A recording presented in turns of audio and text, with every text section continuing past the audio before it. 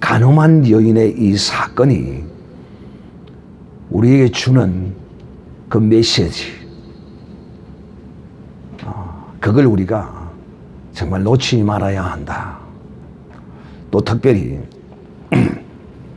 이 간음한 여인의 사건에 있어서 많은 사람들의 그 초점과 중심이 어디에 가 있느냐 하면 예수님께서 과연 땅에 무슨 글을 쓰셨는가에 대한 많은 사람들의 그 관심을 가지고 그것에 관하여 말씀하는 사람들이 대략 한 서너 가지로 이렇게 말씀하시는 분들이 있는데,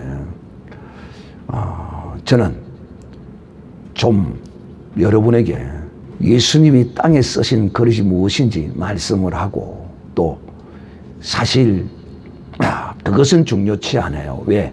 이미 기록된 말씀에 주님의 뜻이 다 포함되어서 말씀하고 있기 때문인 것이지요.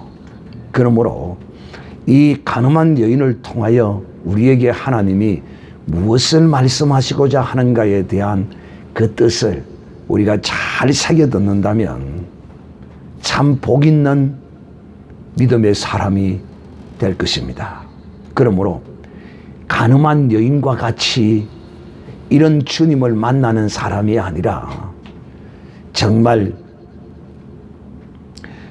주님을 향한 믿음이 있는 사람으로 주님을 만나는 이런 복된 사람이 되기를 간절히 바라는 마음으로 오늘 이 말씀을 여러분에게 전하고자 합니다. 특히 이 간음한 여인은 주님을 믿음으로 만난 사람이 아닙니다. 여러분은 주님을 진심으로 믿음으로 만나는 이런 복된 사람이 되기를 바랍니다. 이 사람이 참 복이 있고, 첫 번째 믿음으로 만나는 사람이요, 두 번째는 바로 이 간음한 여인과 같이 이렇게 만나도 복 있는 사람입니다. 그러나 첫 번째 만남이 더 복 있는 사람이라는 사실을 알아야 합니다. 오늘날 마치 이것이 이 기독교의 이 신앙생활을 종교생활과 같이 여기는 이런 사람들, 그런 개념으로 예수님을 만나는 이런 불행한 사람이었기를 바랍니다. 그러면 무슨 뜻이냐면, 이 세상의 많은 종교 가운데서 그래도 기독교가 제일 나은 것 같아. 그러니 기독교 정도 하나는 택해서 종교생활 적당하게 이렇게 하면서 마음의 위로도 받고, 또 교회의 도움도 받고 여러 가지 유익한 것도 얻고 그러면 좋지 이제 이런 사람은 마치 간음한 여인이 주님을 만난 것 같은 이런 만남으로 끝날 수도 있다 하는 것입니다. 그러므로 비록 지금은 정죄가 유예되었지만은 주님이 이 간음한 여인의 정죄를 유예시켜 놓았어요. 그러나 이 여인이 어떻게 되었는지는 누구도 아무도 알 수 없고 오직 하나님만 아십니다. 오늘 여기 이곳에 앉아있는 우리 모두가 다 그 어느 누구도 우리가 하나님 앞에 진실로 온전한 신앙인으로 설 것인가, 종교인으로 섰다가 그냥 유예받은 상태에서 그냥 그것으로 끝나버리고 마지막에 정죄되어 영원한 지옥불에 갈 것인가에 관하여는 누구도 알지 못한다. 그러나 이 종은 우리 모두가 다 정말 나는 죄인이요, 나 같은 죄인에게 은혜 베푸시리는 오직 주님이라는 이런 마음으로 진실한 신앙생활을 하는 이런 사람이 되기를 바라고, 종교인으로서 그냥 시간을 때우고 가는 이런 불행한 사람이 되지 않기를 진심으로 바랍니다. 먼저 오늘 이 사건은 이 바리새인과 서기관들이 예수님을 시험하고자 지금 이렇게 이 간음한 여인을 잡아가지고 왔습니다.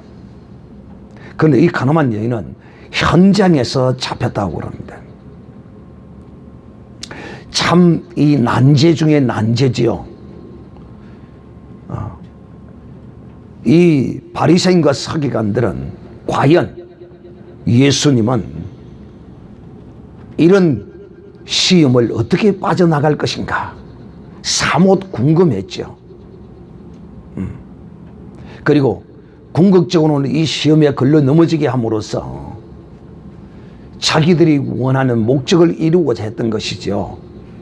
왜냐하면 이 시대에는 로마의 속국으로 제국이 이스라엘을 다스리고 있는 시대입니다. 즉 로마의 속국이 아니었다면 그래도 유대 종교가 이스라엘을 지배하고 다스리는 선지자와 또 유대인들의 이스라엘의 왕들과의 그런 어떤 균형적인 이런 신앙과 또 정치적인 행위에 대한 서로 간의 어떤 견제의 역할을 하였겠지만은 이 시대에는 속국으로 있음으로써 제국의 법이 이스라엘을 지배하고 다스리는 그야말로 기울어져 있는 것이죠. 선지자의 어떤 또 유대 종교가 그 사회를 어떻게 다스릴 수 있는 그런 분위기가 아니었던 것이지요.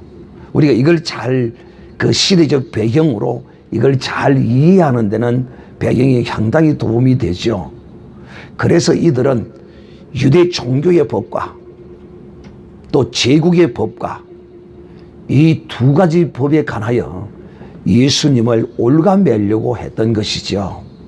즉 다시 말하면 유대 율법으로 예수님이 돌로 치라고 하면 그야말로 이 돌을 친다고 하는 것은 이 죽음을 의미하는 것이거든요. 그래서 죽음을 의미함으로써 예수님이 로마의 법을 어기게 됩니다. 왜? 로마의 법은, 이 제국의 법은 간음한 죄를 가지고 사람을 죽이지는 않아요. 아시겠습니까? 그렇기 때문에 돌을 치라고 하면 로마의 법에 걸려들고 또 돌을 치지 말고 용서해 주라고 한다면은 율법에 걸려들게 됩니다. 율법을 어기는 것이 되죠. 진퇴양난에 주님은 이들의 시험에 딱 지금 서가지고 계시는 것이죠. 걸려들었다 하면 좀 그렇고. 그런데 오늘 이 주님은 기가 막히게 이들의 이 시험을 극복해내십니다.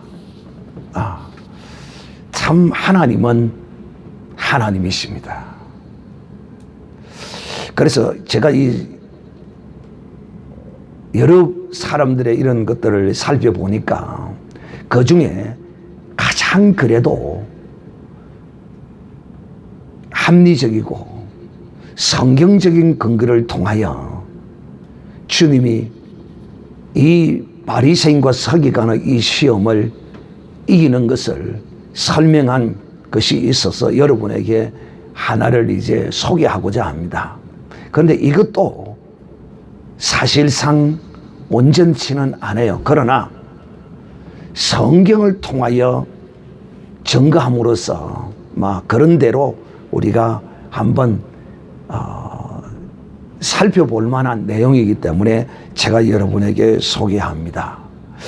그분은 예수님이 이 간음한 여인을 구하고 또 자신을 이 시험에서 구원하는 그 능력을 이렇게 이분은 말씀하고 있습니다. 첫 번째 땅에 쓴 글은 무엇이냐면 신명기 22장 22절에 보면 남자가 유부녀와 간통함을 보거든 그 통간한 남자와 여자를 둘 다 죽여 이스라엘 중에 악을 제할지니라.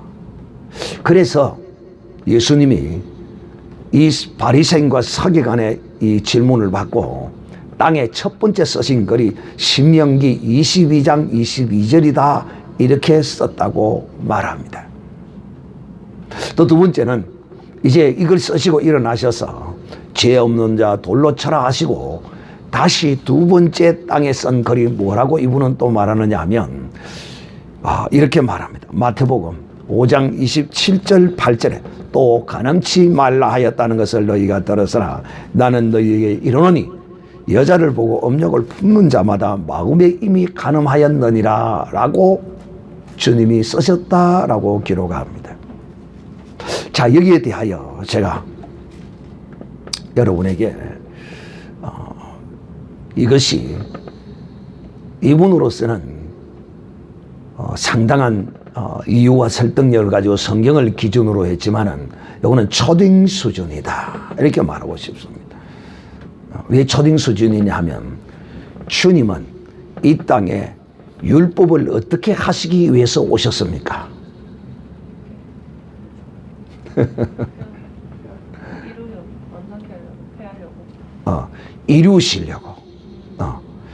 이루시려고 오셨어요.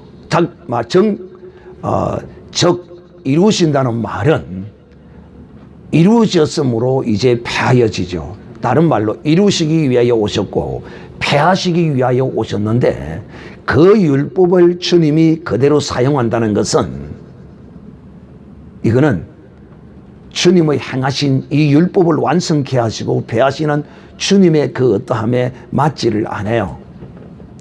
즉 다시 말하면 율법의 심판자가 율법의 준행자들이 받고 행해야 할 일에 대하여 심판자가 그 준행자의 자리에 설 수는 없다 이겁니다. 무슨 뜻이 이해가 됩니까? 이 말씀은 신명기 22장 22절의 이 말씀은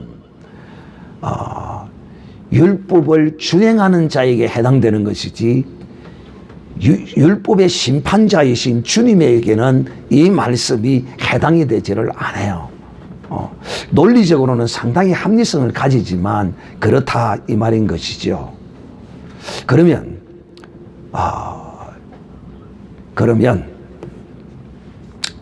오늘 주님이 이 간음한 여인을 구원하시고 또 주님이 과연 땅에 무슨 말씀을 쓰셨는가에 대하여 먼저 저의 견해를 이제 여러분에게 말씀하도록 합니다. 여기 보면 저들 가운데 세웠다 이렇게 말합니다. 누구를? 이 간음한 여인과 예수님이 저희들 가운데 딱 섰어요. 즉 다시 말하면 지금 예수님과 간음한 여인이 앞에 있고 많은 사람들이 둘러섰어요. 쫙 둘러섰죠. 그리고 저들이 묻습니다. 모세의 율법에는 간음한 자를 돌로 치라고 되어 있는데 당신은 어떻게 말씀하시겠습니까? 그럽니다. 참 주님은 주님이세요. 제가 늘 이런 말씀을 하죠. 왜 주님이 주님이시냐 하면 주님은 저들의 그 말을 듣자마자 뭐 생각하는 것도 없고 망설일 것도 없고 우리는 어떤 사람이 우리를 시험하거나 우리에게 뭘 말하거나 질문하면 우리는 좀 잘 신중히 대접하고 생각해보고 답을 해야 돼요. 근데 주님은 그럴 필요가 없으시는 분이십니다. 전능하신 분이시오. 창조주 되시는 하나님이시기 때문에 그분의 입에서 나오는 말씀은 그야말로 우리 인생의 답일 뿐만 아니라 사람의 모든 시험을 푸는 능력의 말씀이기 때문이에요. 그래서 주님이 바로 그들의 말을 듣고 땅에다가 글을 쓰셨어요. 뭐라고 쓰셨느냐 하면 바로 주님이 하실 말씀을 땅에다 쓰신 거예요. 즉 죄 없는 자가 먼저 돌로 쳐라고 땅에다가 예수님이 쓰신 것입니다. 그런데 여러분 그 가까이 있는 사람은 여러분 땅에 글을 쓰면 가까이 둘러싸고 있는 사람은 가까이 있는 사람은 그 글이 보입니다. 그리고 또 땅에다가 글을 썼다. 즉 다시 말하면 그 바닥이 흙인지 또 단단한 흙바닥인지 아니면 대리석 바닥인지 우리는 잘 몰라요. 아시겠습니까? 특히 모래와 같은 흙바닥이라고 우리가 가정할 때 거기다 글을 썼을 때 그걸 잘 알아볼 수 있을까요?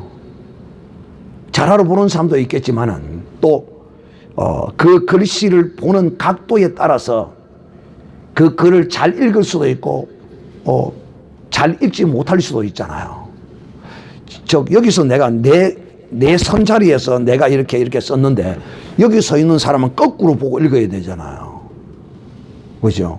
또 45도 각도에 있는 사람도 좀 그렇고 예수님과 같은 위치에 선 사람만이 그 글이 어떤 것인지 어느 정도 인식할 수 있지 않겠어요? 그리고 또 예를 들면 모래처럼 이렇게 좀 부석한 이런 흙바닥 같으면 그런 대로 이 글씨가 좀 정확하겠지만은 딱딱한 바닥이라고 했을 때 딱딱한 바닥은 어떻게 했어요? 그 글씨가 이렇게 잘 나타나지 않지 않을 수 있겠어요. 그죠? 그리고 대리석 바닥일 경우에는 예수님이 아무리 써도 그걸 보는 사람이 그 글이 무엇인지를 인식하기는 쉽지 않을 거 아니에요. 자, 그러면 가정에서 이것이 약간의 모래와 같은 그런 부석한 이런 흙바닥이라고 우리가 가정을 할 때, 딱딱한 흙바닥이 아닌 바닥이라고 가정할 때 거기서 예수님이 이렇게 죄 없는 자가 먼저 돌로 차라고 기록을 했어요. 그런데 그것을 뺑뚫로 싸고 있는 사람이 그것을 읽을 수 있는 사람은 많이 되지 않을 거예요. 앞에 선 사람은 어느 정도 읽을 수 있지만 뒤에 두 줄, 세 줄 이렇게 겹겹이 써 있으면 그걸 어떻게 읽을 수 있겠어요? 그래서 예수님께서 땅에다가 죄 없는 자 먼저 돌로 차라고 써놓았는데도 사람들이 웅성거리면서 그대로 있으니까 계속 그대로 있으면 안 되잖아요. 돌이 날라오는데. 그래서 예수님이 땅에 먼저 죄 없는 자 돌로 치라고 쓰시고는 일어나셔서 저들에게 말합니다. 죄 없는 자 돌로 쳐라. 이렇게 말합니다. 그러니까 이제 이렇게 땅에 쓰신 글하고 주님의 입으로 말씀하심으로써 저들이 이제 귀가 있으니 그것을 다 듣게 됩니다. 그리고 또다시 예수님이 앉아서서 다시 한 번 더 죄 없는 자 돌로 쳐라고 그 주님이 저들의 질문에 대한 답을 확정하고 계시는 것입니다. 두 번을 땅에 쓰십니다. 주님의 어떤 그 말씀하시는 행하시는 그 패턴을 보면 항상 중요한 것이 있을 때는 우리에게 말씀하실 때 이렇게 말씀하세요. 진실로 진실로 딱 두 번을 주님이 강조하시고 확정하실 때는 중요한 것을 말하실 때는 이렇게 두 번을 주님이 진실로 진실로 말씀하신 것처럼 오늘 여기다가 두 번을 이렇게 죄 없는 자가 먼저 돌로 차라 이렇게 쓰시고 일어나서서 말씀하시고 또 한 번 땅에다가 똑같이 이렇게 썼을 것이다 라는 것이 저의 추론입니다. 이것은 제가 왜 또 이렇게 여러분에게 해석을 하느냐 하면 우리말에 이런 말이 있습니다. 난 놓고 뭘 모른다? 기억자를 모른다. 오늘 주님은 이렇게 분명하게 말씀하셨으므로 땅에 쓴 글에 대하여 이것을 참 감춘 이유를 우리는 알 수는 없지만은 그러나 저는 그렇게 추측을 합니다. 사랑하는 인자들이요. 먼저 어떤 분의 해석, 신명기 22장 22절보다는 저의 해석은 저 개인적으로는 주님이 이렇게 말씀하신다고 해도 이렇게 썼다고 해도 이것이 잘못되었다라고 말할 수는 없고 또 신명기 22장을 말한다고 해서 이것이 또 틀렸다고 말할 수는 없겠지만 그러나 기록해 놓지 않으므로 이걸 가지고 우리가 왈가왈부할 것은 아니다. 그러면 우리는 이 주님의 이 간음한 여인을 데리고 온 이 사건에 관하여 우리의 중심은 우리가 정말 이 사건을 통하여 우리가 받아야 할 것이 무엇인가에 대한 것이 중요한 것이다 하는 것입니다. 첫째, 간음한 여인은 주님을 믿음으로 말미암아 만난 여인이 아닙니다. 이것이 중요합니다. 오늘날 교회 안에도 정말 택한 자가 있고 청함만 받은 자가 있어. 이 청함만 받은 자는 마치 어떤 사람과 같으냐 하면 종교인과 같아. 주님은 우리를 종교인으로서 이렇게 끝나기를 원하지 않아요. 주님은 신실한 신앙인. 이 신앙인은 주님께 나의 모든 것을 거는 사람입니다. 제가 신년 첫 주, 넷째 주를 천국 비유에 대해서 말씀하신 것처럼 신실하고 충성된 종, 신실하고 충성된 종은 종교인이 아니에요. 신앙인이에요. 그러나 신실하지 않는 종은 어떤 사람이죠? 신부로서 기름 준비 않는 사람. 이 사람은 교회는 오되 종교인으로서 끝나는 사람이에요. 기름 하지 않는 사람. 두 번째 달란트를 맡겼는데 종교인은 그것을 주인의 뜻을 따라 주인을 기쁘시게 하기 위하여 그 달란트를 남기지 않아요. 그냥 받은 말씀 그대로 그냥 가지고 있어요. 그러나 신앙인은 받은 말씀을 행하는 거예요. 그러므로 주님을 기쁘시게 하는 것이지요.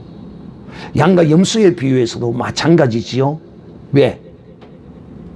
지극히 작은 자에게 주님이 하라고 명령했거든요.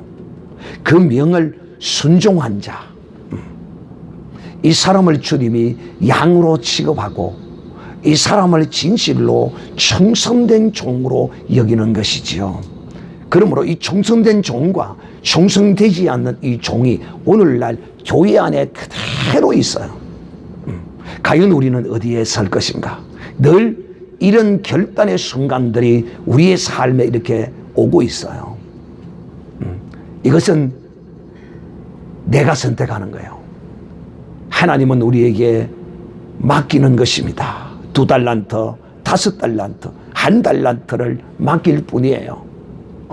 오늘 이 가늠한 여인은 주님을 만났으나 그는 주님을 만났지만 주님 앞에 나는 죄인이요 주님의 은혜를 구하기 위하여 만난 여인이 아니에요. 이렇게 주님을 찾아온 여인이 아니에요. 여러분, 오늘 주님의 이 말씀을 이 가늠한 여인과 나누는 이 대화 가운데 말씀을 보면은 뭐 죄를 사하여 준다거나 네 죄 사함을 받았느니라든가 이런 말씀이 없어요. 단지 다시는 나도 너를 정죄하지 아니하노니 다시는 이와 같은 죄를 짓지 말라고, 그냥 죄를 짓지 말라고, 또 정죄하지 아니한다는 말씀과 죄를 짓지 말라는 이 두 가지 말씀으로 이 여인을 돌려보냅니다. 여러분, 이것도 사실은 이 여인에게는 엄청난 복이에요. 즉 다시 말하면 오늘날 교회 안의 종교인들도 이 교회 안에 있음으로써 엄청난 복을 받고 있는 거예요. 속히 이 종교인에서 깨어나서 신실하고 충성된 종이 되기를 하나님은 바라는 거예요. 그러나 오늘날 이 교회 안에 있지 않는 사람도 얼마나 많습니까? 그렇다면 종교인으로서 교회 안에 들어와 있다는 것, 이것도 어떻게 보면 굉장한 큰 복이에요. 그런데 진정한 복은 아니에요. 진정한 복은 신실하고 충성된 종이 될 때야만이, 기름 준비하는 종이 될 때야만이 신실한 종이 되는 거예요.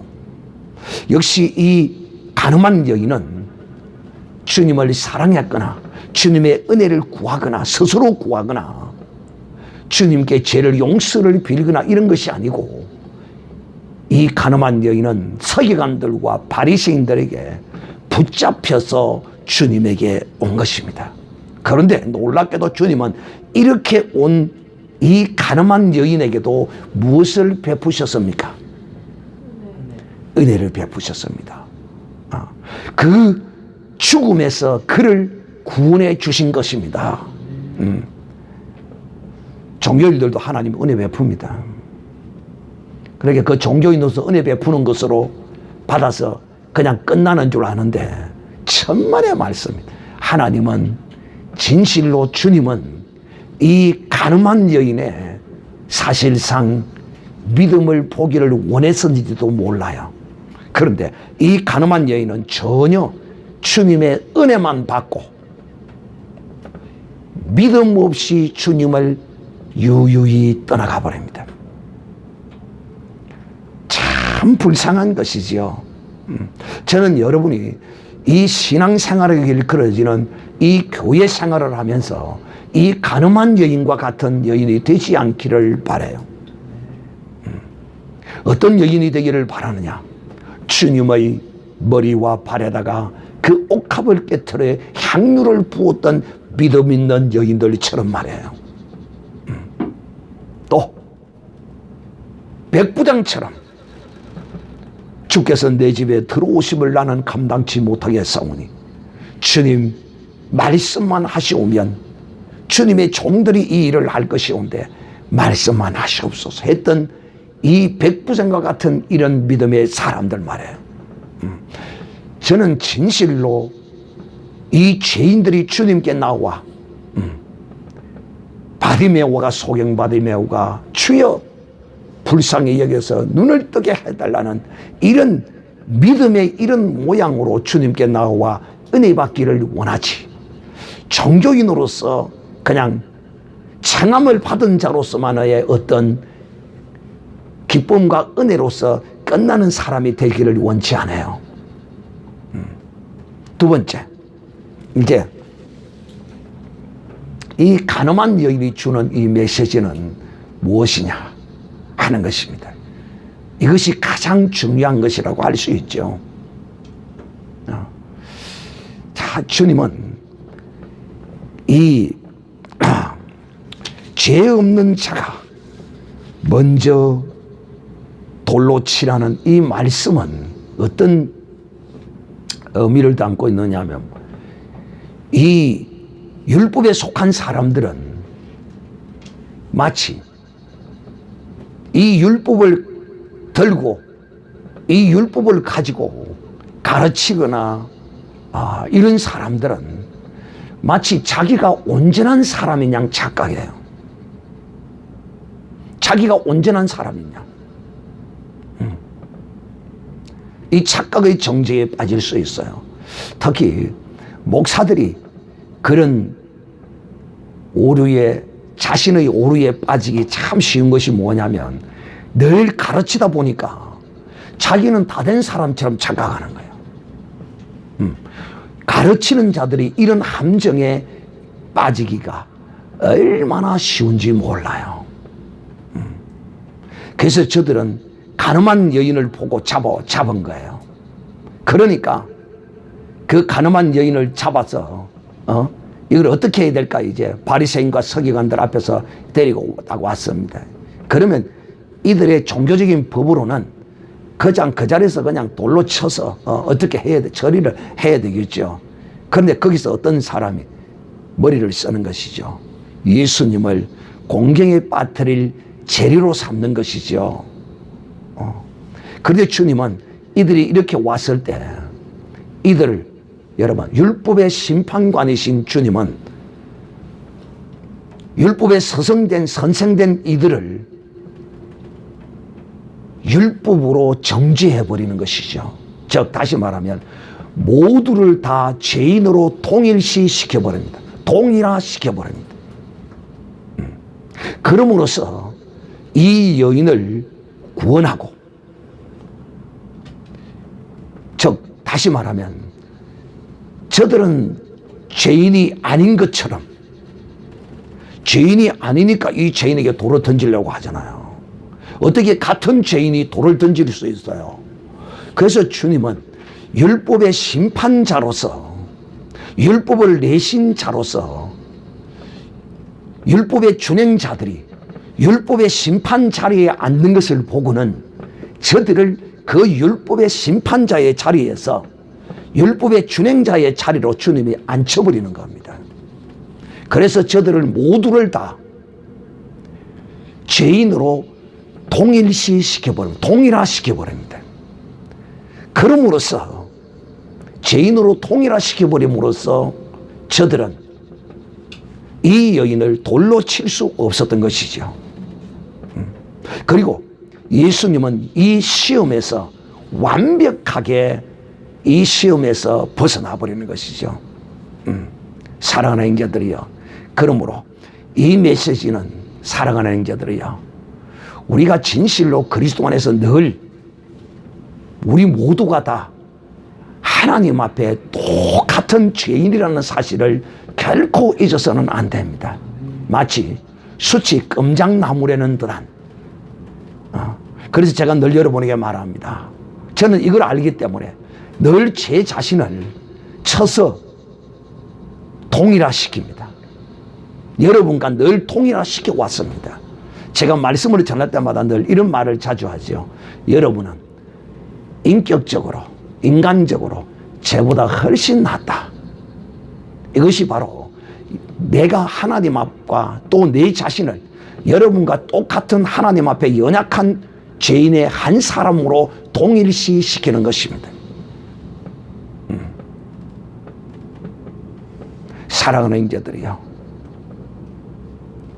오늘 주님이 주님 앞에 나오면 누구든지 어느 누구든지 무슨 죄를 지었든지 주님은 그들의 죄를 사하여 주시고 그들을 구원해 주십니다.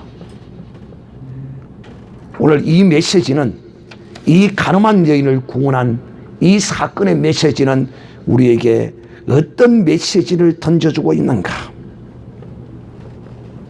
바로 로마서 8장 1절, 예수 그리스도 안에 있는 자에게는 결코 정죄함이 없나니 이는 그리스도 예수 안에 있는 이 생명의 성령의 법이 죄와 사망의 법에서 너를 해방하였음이니라 라고 로마서에 기록함과 같이 어떤 형태로든 어떤 유든 믿음으로 죄인이라는 고백을 가지고 나오든지 또 사람들에게 붙잡혀서 그야말로 형벌을 받기 위하여 시험의 도구로 삼아서 주님 앞에 오든지 무슨 의미로서 주님 앞에 오든지 간에 결단코 주님은 그를 정죄하지 아니하시고 그를 구원해 주신다는 사실을, 어떤 죄도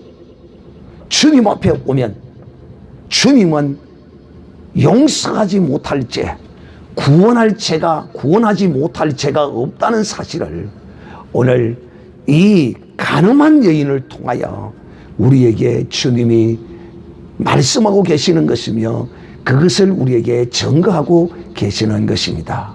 사랑하는 형제들이여, 율법은 결코 그 율법으로서 사람이 구원함을 얻지 못해요. 주님께서 이 율법을 주신 것, 하나님께서 이 율법을 이스라엘 백성들에게 주신 것은 그 율법으로 말미암아 죄를 깨달으라는 것이 목적이 있지, 그 율법을 가지고 너 같은 죄인들이 그 율법의 심판관이 되어라고 이 율법을 주신 것이 아니라는 것입니다. 그러므로 주님은 자기에게 나오는 어떤 형태의 모양이든지 자기에게 나오는 모든 자들에게 정죄하지 아니하고 그를 사망과 고통과 문제와 이런 가운데서 구원해 주시지만 사람들은 구별한다 이 말입니다. 사람들은 정죄하고 심판하고 이런 죄인들을 죽이는 것이죠. 그러므로 우리는 오늘 이 주님의 모습을 보면서 정말 우리도 우리 앞에 나오는 모든 이 세상의 허물과 약점을 가진 사람들을 우리도 진실로 주님과 같이 정죄함이 없는 주님의 이 거룩한 십자가에 흘리신 그 물과 피로 우리도 용서하고 우리도 사랑하고 정죄치 않는 이런 주님을 오늘 우리가 본받아야 할 것입니다. 아직도 우리가 그리스도의 이 은혜를 받은 지가 얼마나 오래되고 우리가 그리스도의 은혜를 받은 그 은혜가 얼마나 큰데도 불구하고 아직도 부모를 용서하지 못하고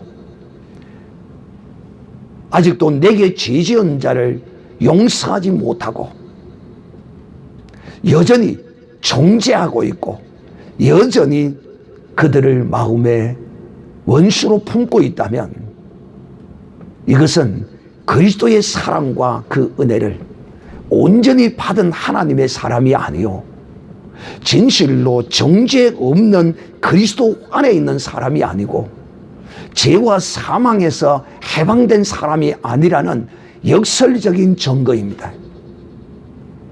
내가 이렇게 주님처럼 정죄함이 없는 이런 은혜로 행하지 아니하면 역설적으로 여전히 나는 은혜 가운데 있지 못하고 생명의 성령의 법 안에 있지 못하는 사실을 알아야 한다는 것입니다. 그러므로 주님은 우리를 결코 정죄함이 없는 놀라운 큰 은혜 안으로 우리를 부르셨고 우리를 이 가늠한 여인을 용서하신 것처럼 용서해 주시고 우리를 구원해 주셨는데도 우리가 아직도 그리스도 안에서 이런 정죄함이 없는 이런 삶을 살지 못한다면 이거는 우리가 진실로 주님을 잘못 알고 있는 것이다 하는 것을 오늘 우리가 이것을 깨닫고 진실로 나도 주님처럼 나와 관련된 내 모든 주위에 있는 사람 특히 부모와 자식 간의 이 원수 맺는가 이거 정말 옳은 것 아니거든요. 용서하지 못하는 거 이거 옳은 거 아니에요. 다 용서해야 합니다. 너 친구 간에 왜? 친구라는 것이 여러분 이 세상의 친구는요 온전한 친구 없어요. 그거 참 친구 아니에요. 나의 참 친구는 예수 그리스도십니다. 이 세상의 사람 친구로 인하여 얼마나 상처 있고 배신당하고 심지어는 목숨까지도 잃는 이런 사람들이 한두 사람이 아닙니다. 그래서 친구 때문에 원수 맺고 가슴에 맺혀 있는 사람이 있어요. 이거 다 용서해야 합니다. 그리해야 진실로 그리스도 안에 있는 생명의 성령의 법으로 인도함을 받는 사람이 되고 내 모든 인생의 삶이 풀어지게 되는 거예요. 그러므로 오늘 이 가늠한 여인을 통하여 주님이 이 가늠한 여인에게 그 목숨의 자유함을 준 것 같이 우리는 이 목숨의 자유함 얻는 것만으로 이 가늠한 여인이 끝났는지 어떻는지는 알 수는 없겠지만 저는 그런 것 같아요. 그럼 여러분들도 이 교회를 통하여 교회에 나와서 내 육신적 삶에 약간의 유익함이 있는 그것으로 끝나는 이런 불쌍한 사람이 되지 않기를 바라요. 진실로 이 가늠한 여인이 아닌 다른 어떤 믿음의 여인들처럼 나는 죄인이라는 그 눈물과 그 거룩한 그들의 그 헌신을 통하여 주님을 만났던 그 여인들은요 주님이 그들을 향하여 네 죄 사함을 받았느니라는 영혼의 구원함을 주신 것입니다.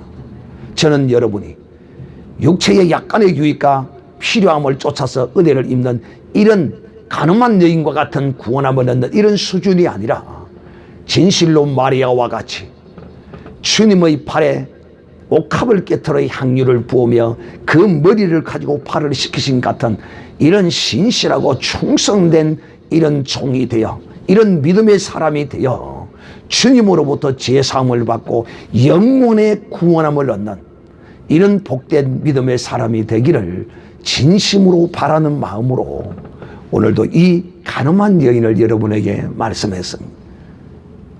가늠한 여인도 복을 받았지만 이런 복으로 끝나는 것이 아니라 온전한 영혼의 구원함을 입는 이런 복을 받는 이런 하나님의 사람이 되시기를 주님의 이름으로 축복합니다.